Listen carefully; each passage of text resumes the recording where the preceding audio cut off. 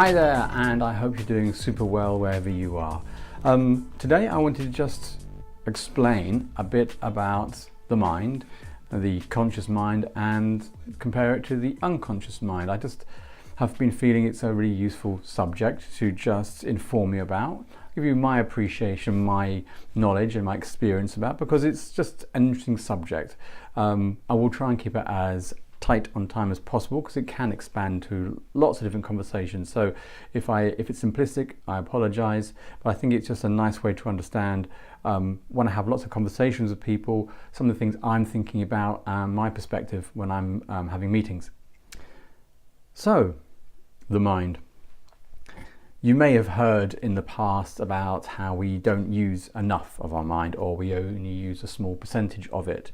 And a lot of the time when we talk about that small percentage, it's really to do with the conscious mind. It's the area that is the one we're kind of currently aware of, compared to the unconscious mind, the untapped part of our brain. So I want to explain a bit between those two, make some comparisons and draw your attention to the differences, and hopefully that's informative. The conscious mind first then. The best analogy I can come up with, or the image that might be useful, is that the conscious mind is one that engages with the present, its current surroundings, and what interacts with it and what engages with. And that can be not just in the immediate, but say a little bit into the future, as into the next step, and one just bearing in mind the past. So there's a little bit of a buffer around the immediate, the sensations, the things we hear, what we're kind of taking on board is conscious mind. Example I'm going to give you is like snooker or pool. If you've ever played, the shot you're taking in the immediate is part of what your conscious mind is taking on board, but it's also thinking about the next shot, laying it for the next one, and it's thinking about the one previously. It's still processing a little bit of that. So you've got your present, but you've got a little bit of buffer either side, and that's very much for me what the conscious mind is doing. So it's interacting with that present moment with the extra bit on the front and bit on the back. On the other side, what I regard as my office space is the unconscious mind, the part that's actually doing all the background work, the one that's regulating breathing, blood supply, cell regeneration, hair growth, all of those things which we are not conscious of, that's below our conscious awareness, that happen automatically. And the best way I can try and explain this is if you can imagine for a second the mind and how the brain actually works, how neurons fire. Imagine like a very fast motorway at night with all these lights flashing back and forth. That's a lot of what the brain's doing at quite a fast pace. And it's those connections that kind of contribute to our understanding. So to give you a better understanding of that, I'm going to refer to Bruce Lipton, a well-known scientist who's dealing with epigenetics. He spoke about how our conscious mind, those neurons I was talking about that were firing, operates around 40 firings per second. By comparison, he said, the unconscious mind, with all that background information it's processing there, runs around 40 million neuron pulses or nerve pulses per second. 40 million.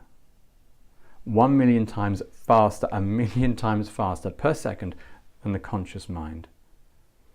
Everything's happening in the background, all the things we are unaware of below our conscious radar that are happening there are running 1 million times faster than the things we are currently aware of. And just for a moment, let that sink in. Think about what you're currently aware of, what you can sense in your immediate, what's your thought presently, what you're thinking about doing next, where were you a second ago. That only takes a fraction compared to what the brain's doing behind the scenes. I hope that gives you some understanding of why I spend so much time in that unconscious space. How when I'm working with clients or having meetings, we're looking to understand how the brain's working behind the scenes, what it's doing, how those things are firing, and what we might need to do to create some flexibility to break that rigidity of thinking and develop some new behaviors. I guess the only other way I can try and explain is, or give you a sensation of the difference, of how it may feel, that I find quite useful. Just a personal story which I think is quite good. If any of you have ever learnt a language for any period of time, it doesn't have to be, for years, but even for a few months, but you are familiar with the language well enough, and you may have got to a point where you've overheard a conversation or heard something on the television in that language, and in your mind you had a perfect response to it. You could understand it and you could reply, but your sentence came out was spot on, it was correct, and it would be understood. And in your mind, it was very clean, very clear, and you kind of knew the language.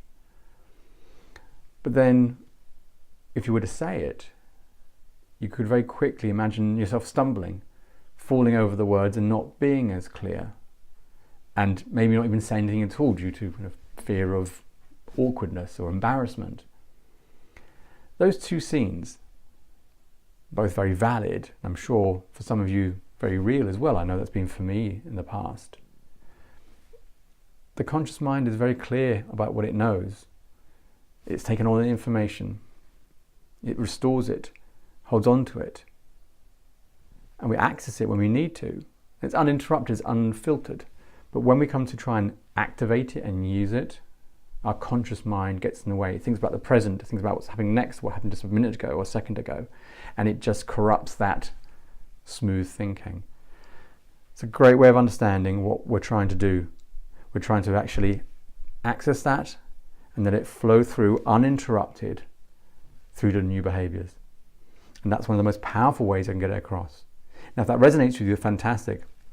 There'll be other things which you've done which are similar, where in your mind it's super clear, but when it comes to the action of it, get confused, doesn't work out, or we fall in some way or stumble over something. It's those two different points, conscious mind and the unconscious. Which is why I spend so much time in the unconscious, which is why I look to understand what's happening behind patterns of behavior, how to change those, how to rewire some of those neurons and how they're firing, how the synapses are working, so that we get change of behavior.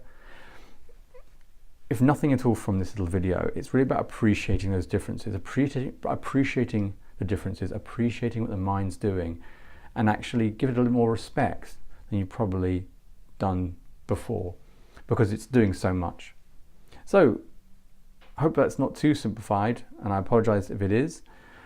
I hope it gives you an understanding of the importance of our mind, what it's doing, and actually how we need to pay attention to it a bit more, and also to the benefits of how can we change it by accessing that unconscious and then creating better decisions, better outcomes, and hopefully leading, more fulfilling lives. So take that from what you will, and I will catch you next time.